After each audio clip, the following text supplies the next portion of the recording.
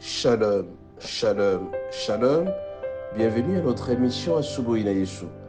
Moi, je suis le pasteur. Bienvenue, Maten Nakibangala. Je salue toutes celles et tous ceux qui suivent régulièrement notre émission Asubuhi na Yesu. Et vous avez de très bonnes conditions d'écoute. Asubuhi na Yesu qui signifie dans l'une de nos quatre langues nationales, le matin avec Jésus. Bien aimé, ce matin, notre thème s'intitule Le mariage est-il une prison? Le mariage est-il une prison? Bien aimé, comme vous le savez très bien, la prison c'est un lieu dans lequel on se trouve sans sa volonté. Un lieu où on est forcé d'y rester. Un lieu dans lequel, quel que soit ce que tu as fait, même si tu es condamné, tu y restes. Bien aimé, la prison, dans la prison, il n'y a pas de mouvement, il n'y a pas de liberté, on ne sait pas se réjouir, on ne sait pas rester dans la joie. Ça s'appelle prison. La prison est un endroit où on ne sait pas s'épanouir, on se sent étouffé complètement. On n'a pas de joie à un certain moment. Ou tout simplement la prison, c'est un lieu dans lequel on ne sait pas s'émouvoir. On est contraint d'y rester parce qu'on a été condamné. Je le dis parce que je l'ai été bien aimé. J'ai été en prison et je sais comment ça s'est passé. Alors on se pose la question, le mariage est-il une prison? Alors si jamais le mariage est une prison, faut-il y rester ou pas? Cette question est très souvent posée par certaines femmes qui sont dans certains mariages par contrainte. Et je suis donc bien aimé pour illustrer cela. Nous allons utiliser le passage suivant. Éphésiens 5, du 22e jusqu'au 25e verset. Nous allons lire au nom de Jésus. Éphésiens 5, 22, 25. Femmes, soyez soumises à vos maris comme au Seigneur, car le mari est le chef de la femme, comme Christ est le chef de l'Église, qui est son corps, dont il est le sauveur. Or, de même que l'Église est soumise à Christ, les femmes aussi doivent l'être à leur mari en toutes choses. Marie, aimez vos femmes comme Christ a aimé l'Église et s'est livré à lui pour elle. Bien aimé, il est dit dans verset 22 ici, et verset 5, verset 22, femmes, soyez soumises à vos maris comme au Seigneur.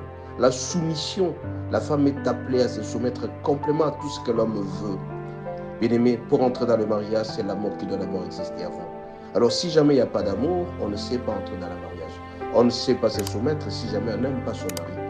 La plupart des fois, bien aimé, dans certaines tribus, la femme est appelée tout simplement à se soumettre, quand bien même qu'elle n'aime pas le mari. Alors si jamais l'amour n'existe pas dans le mariage, on n'est pas obligé d'entrer dans ce mariage. Raison pour laquelle je pose la question, le mariage est-il une prison? Non, je réponds non. Le mariage ne peut pas être une prison pour quelqu'un qui a aimé. Si un homme a aimé sa femme, ou tout comme la femme a aimé son mari, cela ne peut pas être une prison. Mais si arrivé à un certain moment, la femme commence à se soumettre par contrainte, elle est obligée de faire ça. Elle est obligée de faire ça.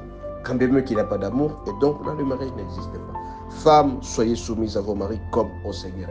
On ne peut être soumis, ou tout simplement la femme peut être soumise, que si jamais elle aime le mari. Alors si jamais il n'y a pas d'amour dans un mariage, à quoi bon d'appeler ça mariage? On est en couple, si jamais le socle, c'est l'amour. Ici, on a fait l'illustration par rapport à l'Église. Christ est le chef de l'Église. Et donc, Christ a aimé l'Église. Et l'Église aime Christ. Donc, c'est l'Église qui aime Christ. Alors, si jamais la femme n'aime pas le mari, on ne peut pas parler du mariage. Et donc, ça devient une prison. Quand la femme commence à aimer son mari par contrainte, elle commence à être soumise par contrainte, à ce moment-là, il n'y a pas d'amour. Et pourtant, l'amour, c'est le socle, le fondement même du mariage. Quelqu'un me disait, s'il n'y a pas d'amour, il n'y a pas de soumission. Si on est soumis ou la femme est soumise, c'est-à-dire que c'est devenu une prison. On ne peut jamais quitter parce que tout simplement elle a des enfants. Elle ne peut jamais quitter parce que les parents ont dit. Elle ne peut jamais quitter parce qu'on l'a contrainte. Alors là, ce n'est pas le mariage. Et pourtant, on a dit que dans le mariage, on doit s'épanouir. On doit être dans le bonheur, dans la joie. Alors si la femme n'est pas dans la joie, si la femme ne sait pas s'épanouir, si elle est toujours avec une figure courroucée, et donc cette femme n'est pas mariée, elle est tout simplement prisonnière.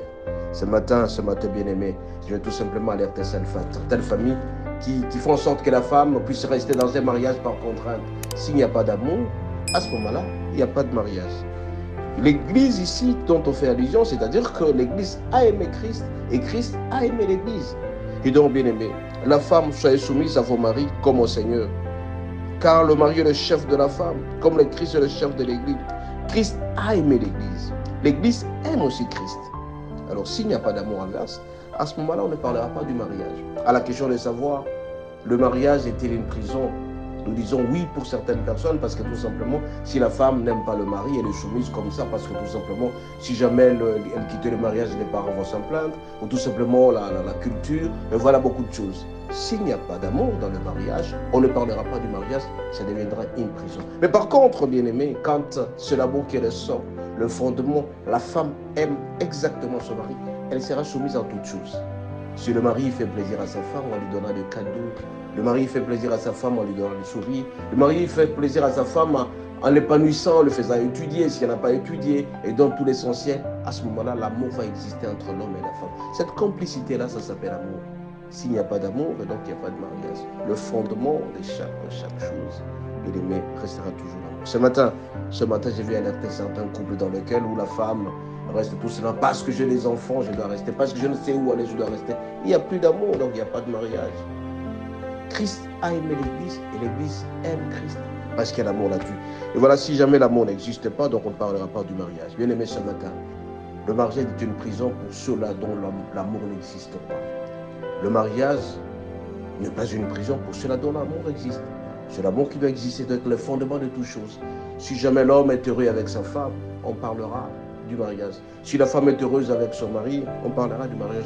Bien au contraire, là, ça sera une prison. On est obligé, on est contraint. C'est devenu une prison. Parce qu'en prison, on est obligé d'y rester parce qu'on a été condamné. Et pourtant, dans le mariage, on n'est pas condamné. On a aimé. Ce matin, bien aimé, je viens vous poser la question. Là où vous êtes dans une prison, tout simplement, vous êtes dans une maison d'épanouissement, vous serez heureux. Soyez bénis, à la prochaine. Mais l'amour doit dépasser tout. Que Dieu vous bénisse et à la prochaine. Ciao.